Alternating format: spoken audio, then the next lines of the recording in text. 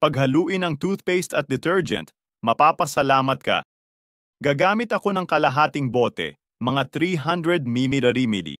Pagkatapos nito, kailangan natin ng toothpaste. Magdadagdag tayo ng 1 kutsarang toothpaste dito. Ilagay at haluin ng mabuti. Tingnan mo kung ano ang itsura. Ang ganda ng kulay, no? Isantabi muna natin ito sandali. Ngayon, kailangan natin ng 240 ml ng tubig. Magdagdag ng 1 kutsarang baking soda sa tubig. Idagdag ang tubig na may baking soda sa halo. Tapos haluin ulit ng mabuti.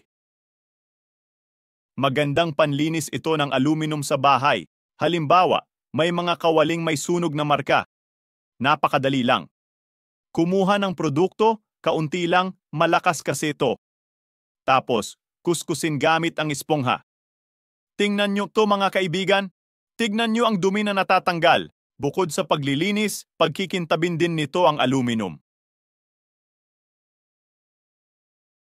Kuskusin ng 2 minuto, tignan ang resulta. Tingnan mo kung gaano kakintab ang kawali. Natanggal lahat ng dumi at marka. Tignan mo to.